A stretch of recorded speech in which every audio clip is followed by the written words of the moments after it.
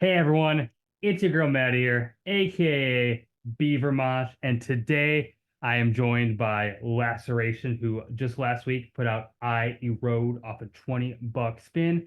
And before we get into the interview, I do want to give a shout out to my latest patron, Aaron McKinley. Aaron, thank you so much for the support. And Laceration, thank you so much for joining me tonight. How are we doing? Good, good. Yeah, Doing good. doing great. Yeah.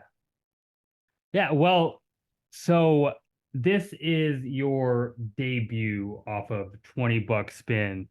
I gotta ask, what is it like to be invited onto a label with, honestly, in my opinion, such a stacked roster right now? Yeah, you want to take it? It's really cool. Honestly, we've been following the label for several years and stoked on all the albums they've been putting out for like the past 2 or 3 years. So Yep. we got hit Yeah. up for it. Yeah, super exciting. Yeah. Great label. Nothing but the best. I mean, yeah, it's sick. In good hands. Did they reach out to you? What was that communication like? Yeah, so shortly after Demise came out in 2021, Mhm. um that's kind of when we started we kind of caught some notice and submitted a demo. That it kind of all worked out because we were already in the process of recording a new track for a cassette and for a zine called Mhm. Noxious Ruin Mag. Mhm. And it kind of worked out perfectly because we had the new material already like demoed out, and it also kind of coincided with an opportunity to submit the demo to $20. Yeah, and Yeah, I think they so put on from their list. 2021 is like one of their like recommended like album of the year list and stuff. So we were like, oh wow, they know who we are, you know? yeah, Yeah, so you sent out this demo and they're like, hell yeah, let's do this. yeah, pretty much because like Donnie was saying, um, we got put on the non-affiliated, like non-label affiliated favorites list of Hmm. the end of the year, and we were just like, well, fuck, like Yeah. okay, that's okay, so cool, like let's submit this new Give it a track. shot. It's worth a shot. Yeah, and Yeah. then Yeah. it just kicked it off right there. Perfect. Yeah. Um, and it's great because $20 spin has, such a reach. So for your band just to be associated with that label, I think a lot of people are gonna just be inclined to listen just because of that. Right. Yeah, Yeah. absolutely. Um, so this is your second full length, and I'm wondering in what ways does Laceration feel like you have improved upon since your debut? Oh, I mean, we've definitely improved as far as like more like I mean, I think we probably all agree that like just more solidified in like cohesive songwriting. That's kind of always Hmm. been like an attribute we strive for. Create a song that makes sense and has catchiness without being overly like intentionally catchy. Yeah. Right? And yeah, sometimes a riff just comes out. And it's like it just comes out like that. And it's like okay, that's a chorus riff or something like. Um, and yeah, the dynamic with this lineup, in opposition to Demise, it's just a more like united front. Flow is a lot better. Songwriting process, we'll all come together and just jam. Me and him will have riffs together, and then we'll just show up to the other guys and just like kind of writes itself. Yeah. So real easy, like family aspect of just like, you know, easy to write among each other. Yeah, and so with the first record, would you say that you were more trying to figure it out, trying to kind of it took more time to kind of bounce ideas off each other and see what worked, where this one it felt more natural? Yeah, well, and I feel like so with the first one, like him and Corey, the old bass player, kind of had majority of the song outlines. I kind of, you know, figured out, and then I had a couple of riffs on that one, but it was primarily him and Corey, and Yeah. we had actually originally recorded the whole album once with a previous drummer, and then he quit, and then took all the songs. Then we had to get a new drummer and re-record the whole album again. Yeah. Hmm. So it That's was a just whole a long process. that's a whole nother story. Kind of teach the old drum, a whole new drummer, the whole. So it was kind of a long, grueling kind of like. Although it was fun, the whole time was fun, but we were also Yeah. kind of like new to each other, and we were like, Yeah. It was working out the kinks. it was just different, it still worked out perfectly and Yeah. as it was supposed to for that lineup and that time frame. Because again, like you said, we had to redo it all. in the midst of 2020, like March of 2020 is Yeah. when it all just came like folding in Yeah. on, in the world, as well as also like the album completion and It formulation. worked out for the better, though. I think, Yeah. one, we got better at the songs, having to Oh yeah. do it over and over again. And then I think that the drummer that we got the second time, fit the sound better, and it all worked out the way it's supposed to. Yeah. Yeah. And every drummer, has their own style, and just having a different backbone to a band can change, approaches very Oh, the, quite a 100%. bit. Yeah, can totally change the feel. So I kind of ask before we get further in. I see you're in kind of a yard. Where are we at? I saw the dog kind of going back behind Yeah, there. that's Pepper. That's the old patroller of the yard here. This is my backyard here, aka Hell yeah. The zone. This is where a lot of riffs have been written by me and him. yeah, There's a fire pit in front of us, and yeah, we've spent many nights around this area writing riffs that you've definitely listened to. Yeah. Hell yeah. Well, listening to the record, it feels like, in my opinion, this kind of tribute to classic death metal and thrash. And I'm curious, in your opinion, what is it about these sounds, these approaches to heavy metal music that, while evolving for sure and new bands doing it, it's still appealing to new audience? There's bands still pulling from the likes of like Suffocation and Immolation, and that those influences still keep popping up, generation after generation. I just feel like those albums are kind of timeless, like we all grew up on like the thrash metal stuff, and you fall into Death and Obituary, and then it just gets heavier and heavier. But like those albums, you just can't, it's some of the best records I've ever heard. Yeah, it's definitely like those are front runners to our foundation of as metal and extreme metal heads, so those influences are definitely like prevalent, and that's also our favorite type of death metal. So it's like that's kind of what we embody. So it's easy when we write a riff or put songs together. It's like those are huge influences. So of course, like they're gonna bleed into the music. Yeah. Yeah, and I guess why do you think there's still people who want to hear this? People that are weren't even alive during Obituary still coming up and like hearing those records for the first time. I feel like it's like it's that good. timeless, like you'll hear those records 40 years from now, and people are still gonna be like, oh shit, they changed, like they changed it, like in like the early 90s, mid 90s, like heavy metal music, just completely went off. Even when like grunge kind of took the mainstream media, death metal still carried through some banger albums for the next 25 years. Yeah, it just got slept on and just buried deeper and deeper into the underground, And again, there's still stuff that, we've been literally like tracking down, old school demos since we were in high school.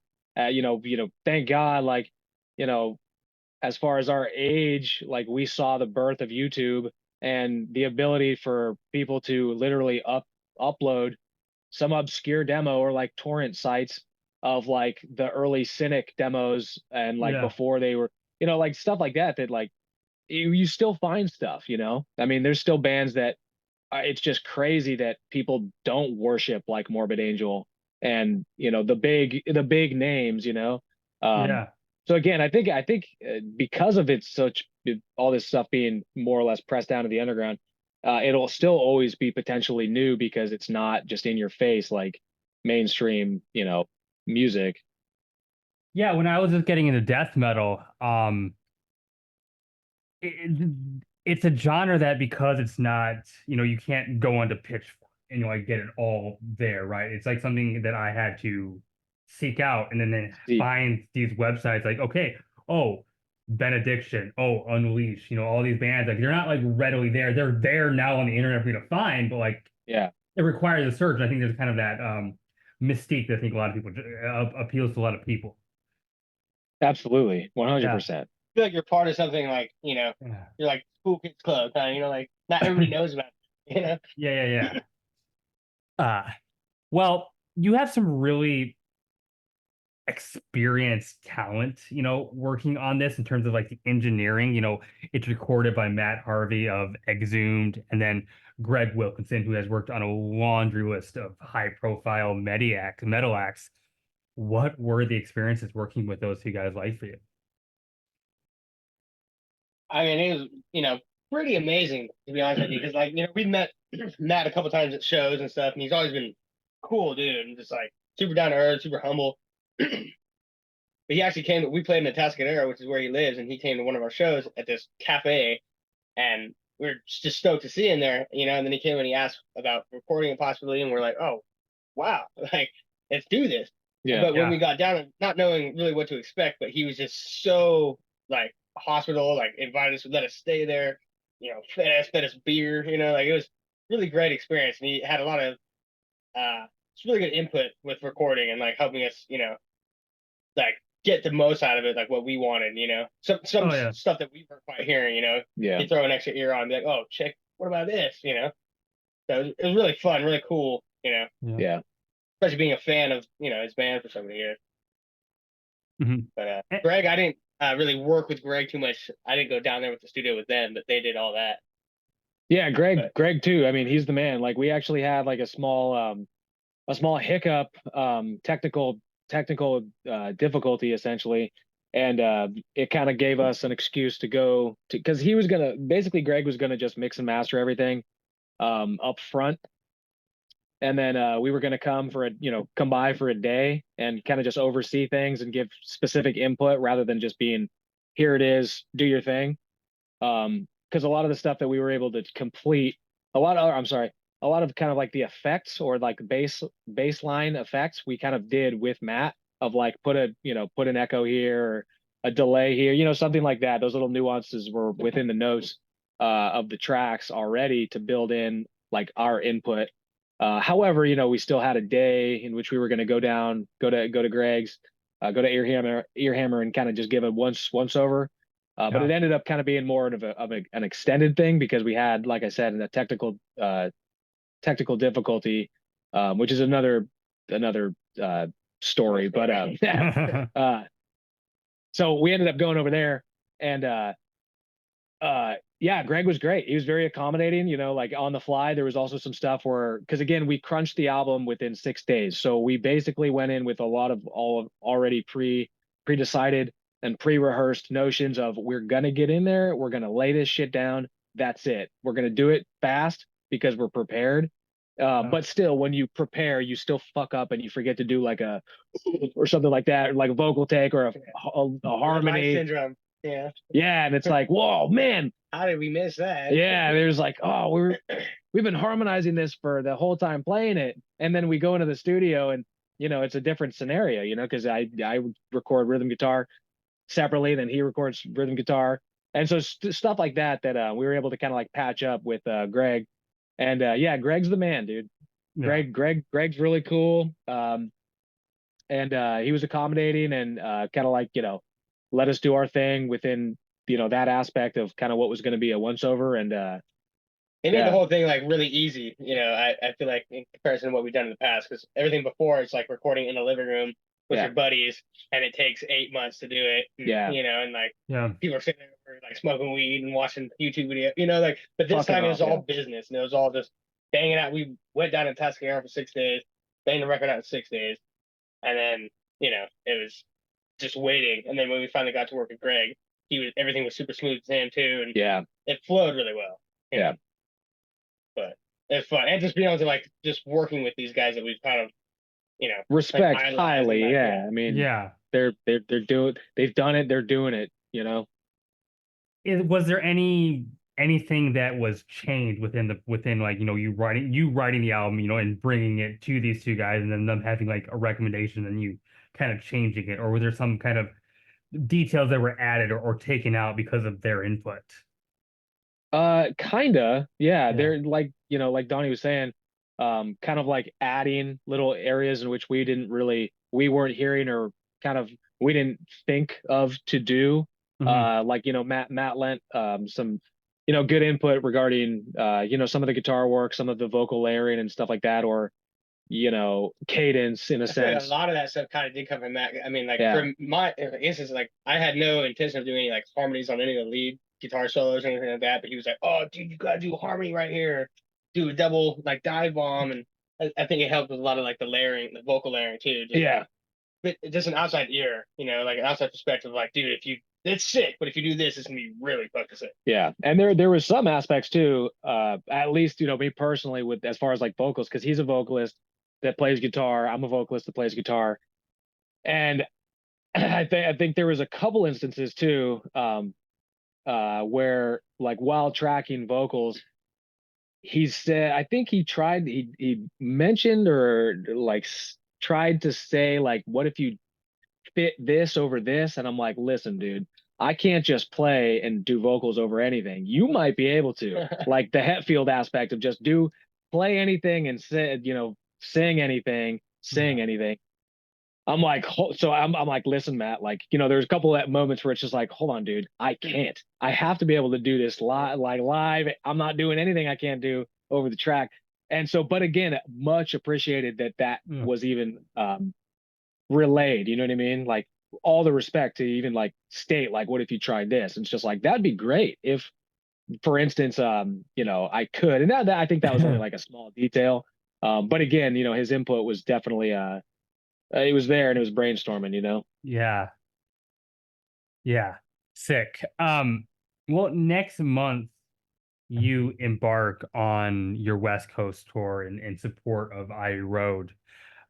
What are you hoping that people get out of seeing you live in this run? I feel like we try really hard to like he was saying, like perform what we do on the record, like live, and we Mhm. want it to be like just in your face, like mean, relentless, show that you're gonna remember.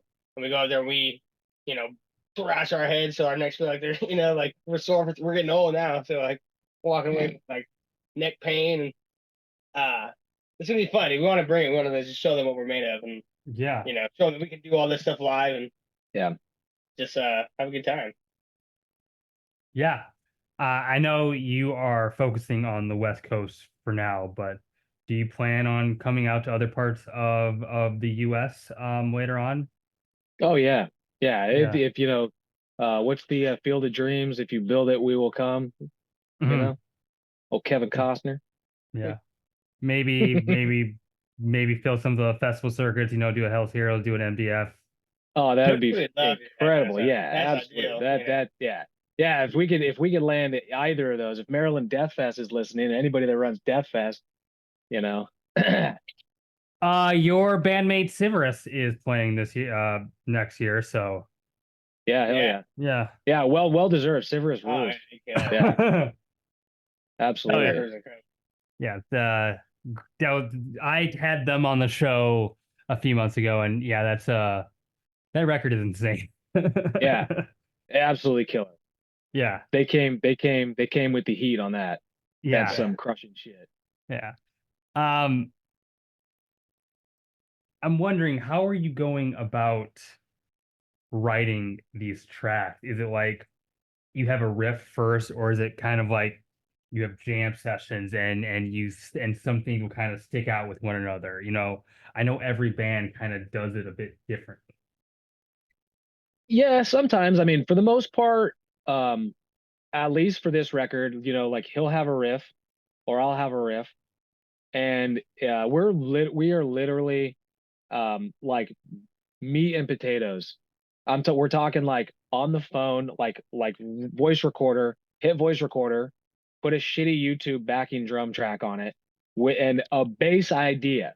Okay, and at least the way that we've been doing this for years now, of like, okay, that's all we need of like a generalization, and if it doesn't, if like for some reason I'm not even talking about a programmed drum track on Pro Tools or something like that, something that would actually be like, well, maybe you should do this and then this. It's like, no, A random beat. random beat that gives the general tempo, and then, for instance, communicate. But right here where the riff changes, think about a mid tempo or some sort of timing change to throttle back, and then it's a matter of, okay, come over or let's get together and then we'll hammer it out, without a drum track or a backing drum machine, and kind of just lay it out. And then at that point, at the next practice, if we're rehearsing the set for an upcoming show, or for just in general, then it's like, okay, well, check this out. We got something that we've been working on. And then, Aaron is absolute, he absolutely understands. He's a killer guitar player among being a, killer drummer.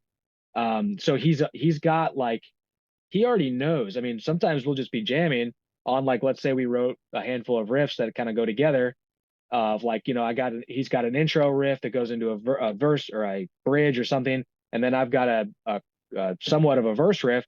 It's almost as if we're like, okay, let's play this 4 times and then just change it. Not like don't change it specifically in any specific way, just change it how it feels.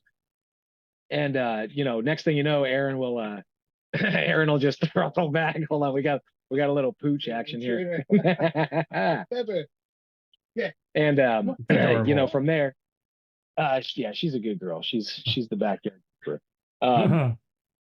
And we'll just kind of go off of it like that. And like he had said earlier, the songs on this record have just kind of written themselves. So we'll have more or less a skeleton.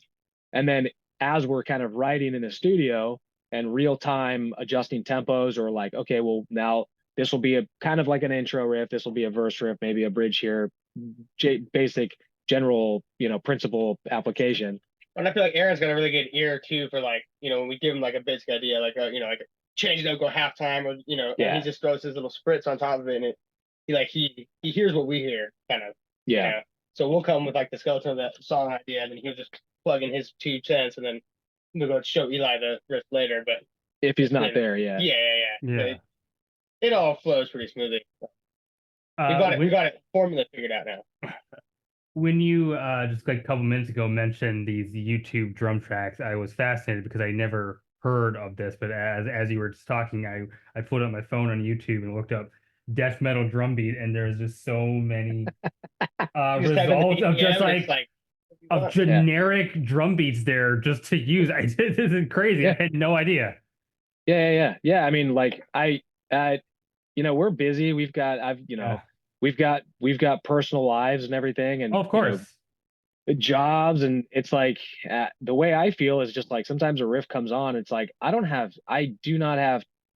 First of all, I don't have the patience, especially if I'm like if it's like after work or something like that. I'm not going to sit there and program a MIDI drum track. First of all, because I don't have any basic understanding of specific. I don't have a. I don't know how to clear the cache on my computer. Cookies. Record a song or track drums. So sometimes, like in the case of like our like lineup and everything, and like our team, it's like, okay, well, as long as we have a basic tempo or intent, that's enough. Even if it's just a riff, gives a riff a little bit more feeling, to like idea work.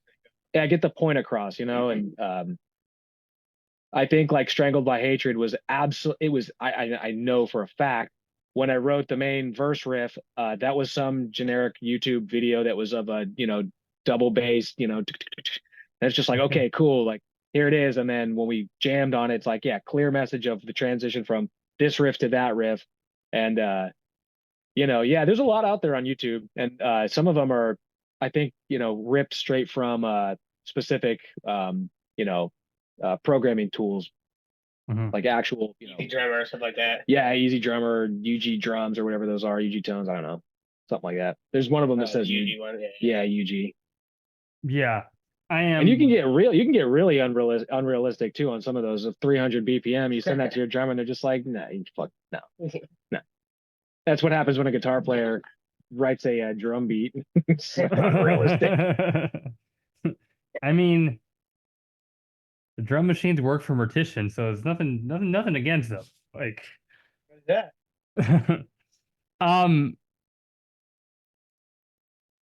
You're in the Bay Area.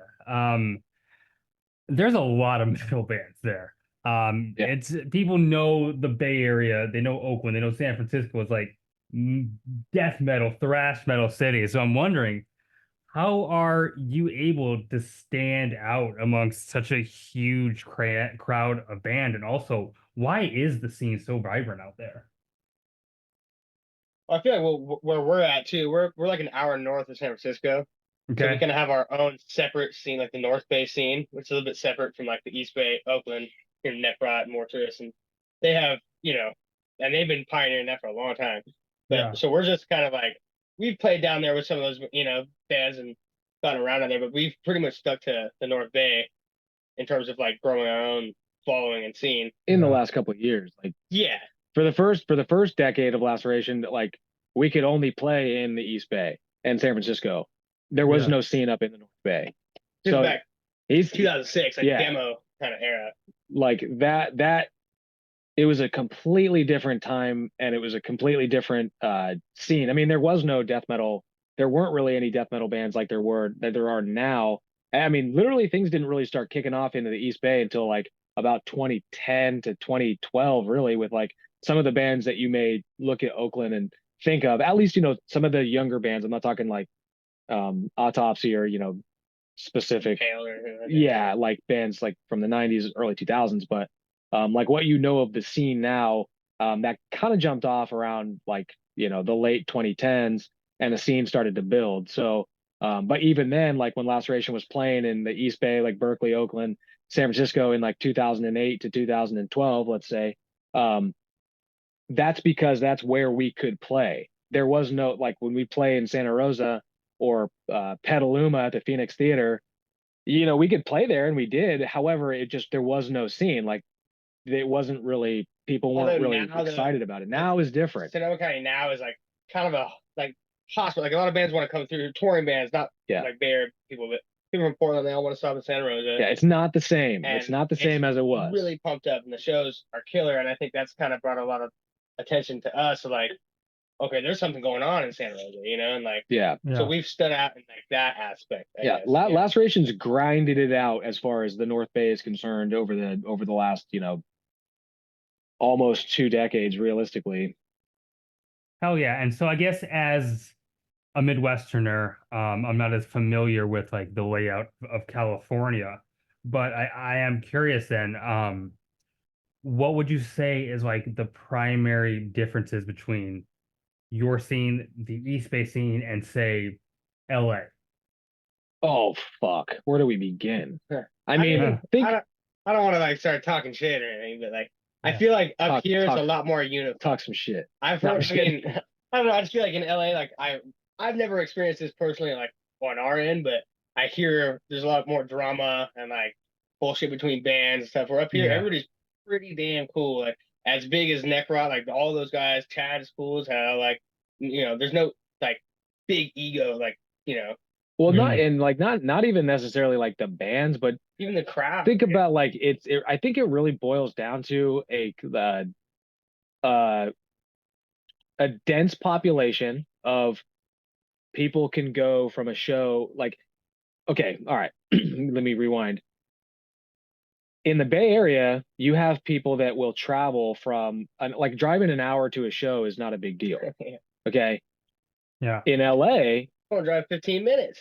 yeah, you might not like, or they don't like somebody that's in this band, so they can't go to these guys. There's it's just and again, this is all something- what I've heard. yeah, I don't know, like there's been some weird, like the difference, because I've been going to shows back in the day, like the thrash era or like the people call it the thrash resurgency era of like the early 2000s, late 00s, of like the boom. Like everybody was like, I mean, it was nuts in LA as far as certain bands that were like absolutely just like killing it. And of course, MySpace was brand new, so the exposure was there.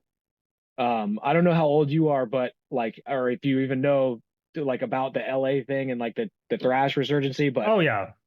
Okay. So like there was something going on. Like there was a huge melting pot back then, and you just had a dense population of like thrashers. Let's just put it in perspective of like thrash, I guess, of thrashers that were like, I like this band, I'm gonna go see this band.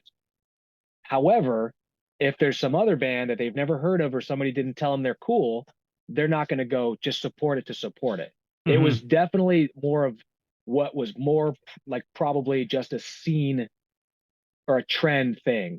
and I'm Yeah. not slighting any of the bands. Don't get me wrong. As far as like some bands absolutely sucked. I will say that some bands were really good as far Yeah. as the thrash boom in LA back in, back in the day, back then. But I think that still just kind of correlates where it's like nobody's told these people, or they haven't done enough, or this specific fan group or group of individuals that go to shows, that this is sick. You should support this. Up in the Bay Area, it's I love this genre. I'm gonna definitely check this show out because I love this shit. And it's a it was always a difference, a stark contrast of camaraderie up here, even back then, of going like, because I used to go to shows. The Thrasher de Mayo was a big thrash show in LA. Okay, so you go to Thrasher de Mayo, and it's not like hey, we're both doing the same thing. What's up, dude? What's up, man? Like, hell yeah. It was a different type of vibe, different type of atmosphere. Up here, it's kind of a big family. family, There's like not really too Bay much Area's drama bullshit. Like, I mean, yeah. it happens from here, And again, like but LA too, like you've got you've got options. Okay. So like you become jaded, and they don't go to your show, but they'll go to this show or something like that. Bay Area is like, no, there's a death metal show happening tonight, or there's a thrash show happening tonight. We're gonna go, Hell yeah. And I don't know, you just have to kind of like have seen it, or be within it to know what I guess we're trying to put down. But yeah, I don't know. Not to go No, off topic or go off the rails, but no, thank you for that. You took that way more than I expected. I appreciate the insight. So, uh, and I'm not some saying that, and again, I'm not sliding that scene. They're no. definitely like the LA scene. I think what it really boils down to is it's just a much larger, it's a much larger melting pot, opposed to a tiny little niche up in the Bay Area where it's like you don't have a whole lot of options. I don't know, a whole lot of options. Maybe that's what it is, but Everybody seems to get along up here. yeah. I mean, Yeah. of Should have course, just said that. of course, I've always read about the classic rivalry between like, the San Francisco and the Bay Area thrash bands in the 80s, and what was going on in LA with all the glam metal stuff. And I figured that was them, but there seems to still be kind of a huge separation between the two cities.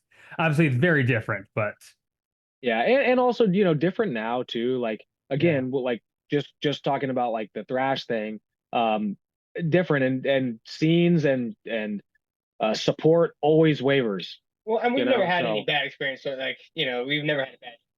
We love playing LA. We yeah. got a lot of friends out in LA, and so yeah, we're looking forward to we're playing in Hollywood in a couple or at the end of the month. yeah, that's gonna be sick. Like there's Stoked for that. yeah, we're definitely like, we don't go down to LA thinking like, man, this is not gonna be good. Like we've LA is still sick. Like, so it's, but again, and when you try to like divide or draw parallels to, it's just kind of, it's unique. Let's like, I think that's like a really like perfect way to categorize it. Like they're just different in their own ways and nuances, just like humans, like I think that's really what it boils down to. Yeah. Don't get me wrong. I'm sure LA. I mean, I know LA has great bands because I've had them on the show. I listened to them, but Yeah. I'm just like, I was curious about the difference. Like, as someone who lives in Minneapolis, people think like it is St. Paul and Minneapolis is kind of the same thing in the way they are, but there is a difference between if you cross the river and how people engage with music. Over in St. Paul, there's more of kind of a punk community where here it's more a lot of the metal and the noise stuff happens. It's just kind of a cultural difference between two cities that are close to each other but are just different scenes somehow. It's interesting how that happens. Yeah, definitely. And really same thing too with like the East Bay and the North Bay. It's just of course we're all the same. Like we're all the same up here, that the same folks that are over there. It's just a different type of scene. And again, it all happens. It really does stem to like the size of the city that we're in. Santa Rosa is not as big as Oakland and the East Bay as a larger, denser area. So all those factors really they apply. Mm-hmm. The record, it is very brief and to the point. It's 32 minutes long. Was having a very trimmed experience the goal, and was it hard to get there? Did you have to look at what material you had and maybe cut some songs? How was that for you? Not necessarily. So with the first record, the one we did last time, we did a demo of 3 songs previous to the record, and we felt that they needed to be included in it. And I feel like that record seemed almost kind of long in that sense. We kind of wanted to be, stay enough with what we had. You know what I mean? Yeah. Quality of quantity kind of. Yeah. And it's pretty short, but I don't think it's like we talked about earlier, Retribution, that was a 34-minute record. Ours is about 32. We have, the minute intro, then we have the instrumental. But I think that we just wanted to pack a punch in what we had at the time. We were really eager to just put out something. Yeah, get the next release cooking. And again, yeah, it is funny to see or even, the statement there of the length. And it really is just a showcase of I don't think we even really thought about it. Honestly. We didn't think about it at all. No, we absolutely did not think about it. I didn't even know honestly, some of the songs. Yeah, some of the songs we were just like, hey, look at that. That's 2 minutes. But damn, that's a sick 2 minutes. It was not. We even prior, the Demise record, and no song is ever this has got to be a 3-minute song. This has got to be. I mean, basically, from our perspective, it's as long as nothing's 8 minutes, Yeah. Maybe on the next record. Like you said earlier too, we're kind of meat and potatoes. We just kind of go with what we have, and when we were we had an idea of when we wanted to put out a record. We smashed out these songs. We're oh, okay, cool. This is what we have. Then we ended up writing that. We have a 2-minute song in Panic Sorrow, and we kind of he literally wrote a week before we recorded. Yeah. So give us an extra 2 minutes. Yeah. Because that song, that was interesting. The way that all worked out was definitely interesting. So, but yeah, there was no we're gonna make a record that's we gotta have this 45 minutes, boys. Yeah. There was nothing like that. So, but and don't get me wrong. I think there is such a strength in being concise. I think a lot of records benefit from that. My issues with mid-era Metallica is not just that they went to a hard rock band, not just because they put out the Black Album and did Enter Sandman. Yes, I dislike that too, but I think one of the biggest problems that they had was that they lost any sense of self-control, and they had these hour-long records that didn't justify it. There was no, it didn't keep you wanting to listen for an hour. It was just it felt like a mess because it was so long. So having records that are just keep you there and oh, it hits you and then you want to listen to it again because it's not that long. It's not a tiring experience. I think there's strength in being 32 minutes long. Yeah, we really wanted to make sure that every song, kind of what you're saying, we wanted to make sure every song had a point and every song cut through and had its place. Yeah. We don't want to have any kind of filler riffs or filler songs, or we don't want anybody to skip a song. Yeah. Right. So, yeah. Yeah. I don't know. It just worked out that way. Yeah. Well, and more for the next one. No room for brutality on the next one. Mm-hmm. Now I see, because again, like you said, we technically scrapped a song, and we've got we've got to have some. And it was kind of we're dude, should we change these riffs? And we're all I don't know, we're going into this a week and a half, and he's just give me a couple days. And he wrote these other riffs that were just way sicker. All right, we're gonna do that. Yeah. So we're all right, let's put those the other song riffs just in the back burner, and we'll pull from it we'll pull from it out of the locker for the when we start writing the next one, or we don't. Who knows? Cool.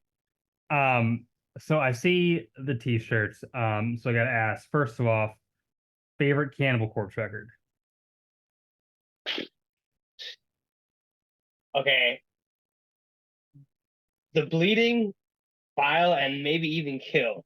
I love Kill. Yeah, Kill's a great record, really. Kill is my favorite. riff wise, Yeah. it's just an encyclopedia. Of death metal. I love Eating Back to Life. Yeah. Not just because I'm wearing the shirt. Obviously, I'm wearing the shirt because I like the record a lot. But I love Corpse Grinder, and I love Corpse Grinder with Monstrosity. And when he took the reins, I mean, like,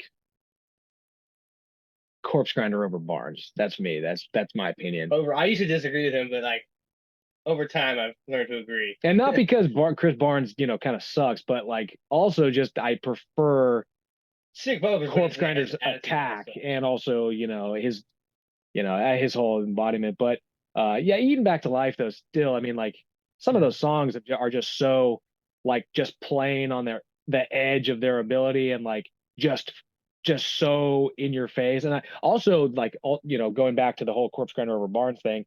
I also really like that era of Chris Barnes's vocal style. And like when Cannibal Corpse first came out, or in their early shit, what is the not Leviathan or Cardinal Sin, or the first different iterations, because again the bands were like two separate bands before they broke those bands up and formed Cannibal Corpse. But I just love that his attack of like the early stuff more opposed than to the low guttural shit where you can't understand what he's saying, which I also still love, don't get me wrong. However, I think that the early stuff is cool. Yeah, I also prefer Corpse Grinder. I find Corpse Grinder's approach more rhythmic than Chris Barnes in a way. Yeah. Yeah. Definitely. And just more like range overall, I think. You get more from Corpse Grinder than you do Barnes. Yeah. But you get Barnes. Yeah. But I mean, I don't know of a single bad Cannibal Corpse record. Yeah, for sure. That's pretty amazing. Yeah. It's like one of those, that's a tough one to just be like favorite record go, because it's like that is, besides like Suffocation, that's like the most consistent death metal band on earth that like is continuously does not have a bad record or EP, bad release out there, and especially, I mean, shit, they cut a record like every year, and still they're all great. And then Eric Rutan joins the band. It's just like, what? Like that's nuts. So sick. I remember when the one they put out last year came out, and people liked it, but it was also, I saw some of my peers in the music metal reviewing scene, saying, "Oh, it's just another Cannibal Corpse record. It sounds like the last one. It sounds like every Cannibal Corpse record." And I'm like, that might be a valid critique for any other band, but a Cannibal Corpse record sounds like a Cannibal Corpse record. Hell yeah, that's exactly what I want. Yeah. If you like the last one, you're probably gonna like this one. Yeah. That's just being an asshole. Yeah. Yeah, it's they have a formula and it works, and they keep putting more of the formula, and I want more of that formula. Just give it to me. Yeah. Right. They do it right. People go keep buying them. Yeah. Keep buying the tickets. And they rip live. Like I literally, when we go see Cannibal Corpse, in this era, still, it's like you're up there, you're watching them, and just like, I mean, literally, I think the last time watching Cannibal Corpse when they came through San Francisco, I'm like, damn, dude, how are you still headbanging like that? 50 like something, almost 60 years old, dude. Yeah. It really is crazy. I mean, like they are absolute tyrants. Like they're crushing. They're continuously crushing. Like anybody can look at them and be like, you can only wish you're playing death metal at over 50. You know what I mean? And making a good amount of money doing it. Yeah, and fuck, if you're still headbanging, like that's crazy. That's fucking nuts. I went to the last time they were in my city. They played with Mayhem, Gorguts, and Blood Incantation. And incredible tour. Yeah, having Mayhem and Cannibal Corpse, two very different bands, but it worked somehow. I was surprised at how young some of the audience was. Like Cannibal Corpse is just reaching to people that can't even drink yet, and they're there at this show, and it's awesome. Let that be a well-known fact that like, look what this band is continuing on, and look at then they're not changing. They don't suck. Like that's the thing. No, they're not doing something that's just like, well, now look, there's some kid in high school that only knows them as the only metal band. It's because they're playing like, hey, it's Eddie from Stranger Things. You know what I mean? Like, like they're good, and they're still playing brutal death metal. Like, and there's kids in high school that are just like, yeah, fuck yeah, Cannibal Corpse. Like that's huge. And it's still brutal. Yeah, and it's still brutal. It continues Exactly. to be brutal. So I like think- that's a huge testament. I think also what helps is like, I mean, their art is amazing. So you see like someone with that shirt, they're like, what is that? And they go listen, they're like, Yeah. whoa, this is good. Yeah. Yeah. Definitely. Okay, let's do Napalm Death. What is it? What is their favorite Napalm Death record? Got Harmony Corrupted and Utopia Banished is another killer one. I can't remember what's the one that's like right. From Enslavement to Obliteration? Or Yeah. no? Oh no. It's kind of a slept on one. I think it's after that one and before Utopia. Oh, I can't remember. I mean, Harmony Corruption, like Harmony Corruption, yeah. Utopia Banished, like I mean, those are my two favorite. Mentally Murdered, also. What is that EP? Fuck, I can't remember what that one was called. But yeah, I I mean, don't know. Suffer the Children was literally like one of the first like death metal songs I ever heard, and was just like, whoa, like this is nuts. Yeah, I am definitely From Enslavement to Obliteration is my favorite. I've always thought about Napalm Death that I get why Scum is held in such high regards for what it did and its influence, but as a record, in terms of just like judging it for what it is, I mean, it's literally like so incoherent. It's two different records. Yeah. Like it can't, you can't really consider that like a 5-star record. It's amazing as a piece of grindcore history, and I love the shit out of it. But I think they improved upon for what it it afterwards. is. Yeah, just like Carcass, like, and some people will absolutely just like put you on a stake for this sentence, but okay. By the way, the record I was thinking of, Death by Manipulation. okay, yeah. Badass record, right before in between Harmony and Utopia. Whenever being put on the spot, it's just like, what? I don't know the album like at all now. Now that I have to say it.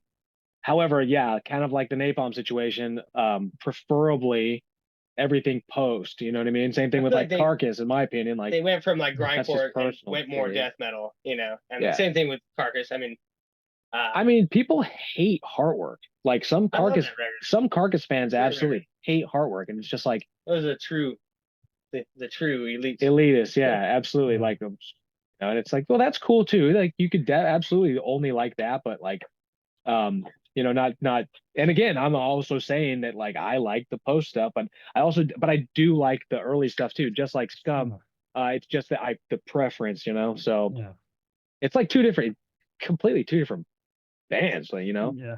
And it's cool that a band could be like, check it out, this is what we did, this is what we're doing, you either like it or you don't. It's like that's pretty sick. And then they did Surgical Steel, which is like its own thing, like almost kind of techy in a way. It's like a very groove oriented record, and it's cool. I actually, funny enough, when we were recording the album, that was the first time I ever heard the Swan Song, or what is the Swan Song? Yeah, I had never heard that fucking record before. I was just gonna say like I like that Carcass has done, but I'm not a fan of the death and roll stuff. We're just talking about Carcass. I thought that was funny. Wolverine Blues, I can't stand it. I thought it was pretty Swan Song. I just don't for what it is. Yeah. Well, like even like Benediction, you look at like Transcend the Rubicon, and then you look at Grind Bastard, and it's like it's the same, but it's not, and it's not like the comparison of like Swan Song. Carcass to Swan Song. That was pretty. It's kind of dumb, but also kind of cool. But I like some things that are dumb are pretty like. I mean, I believe any band should do whatever the fuck they want to do. But, I gotta be honest, I am not a Grind Bastard fan. Okay, so you know the record. Yeah. I love Benediction, but that record, like that Judas Priest cover, is terrible.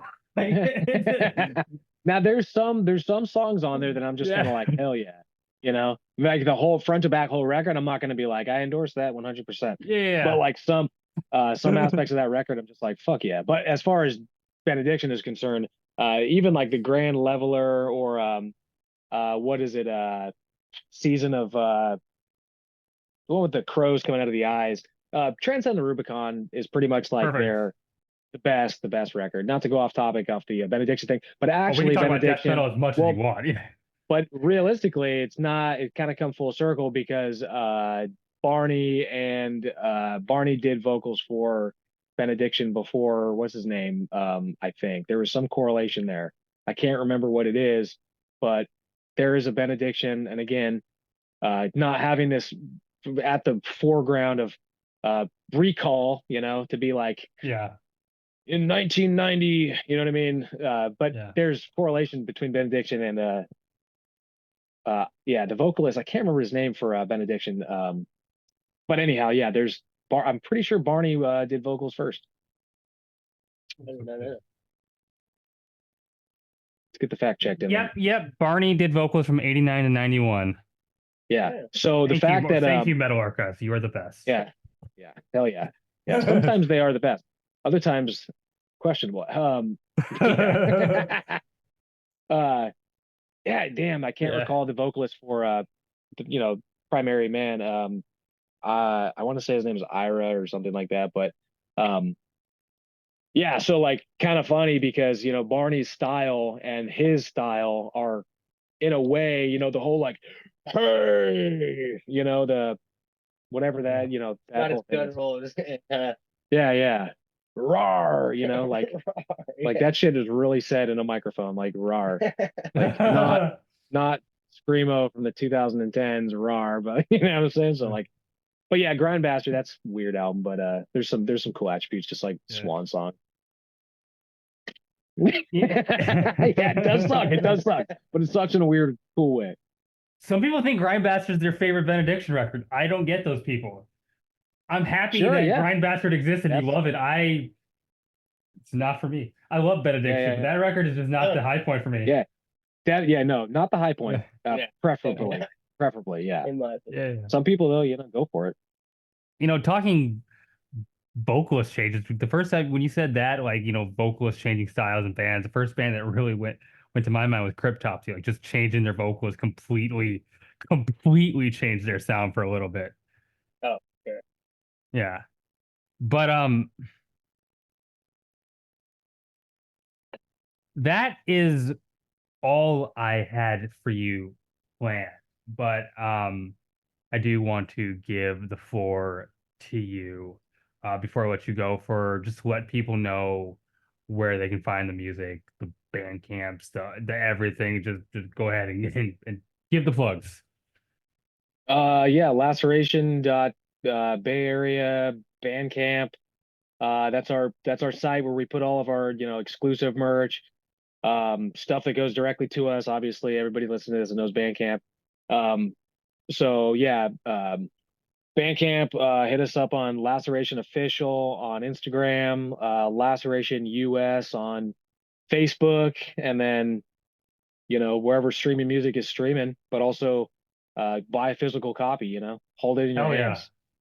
And catch us on tour next month. Hit us up, hit the flyers up on the social media and stuff.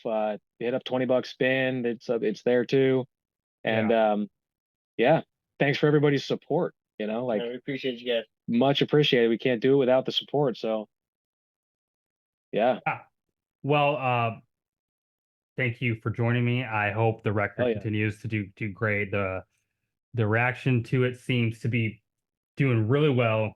For everyone at home, thanks for watching, of course. Keep it metal. My name is Maddie, aka Beavermoth, and I'm out of here.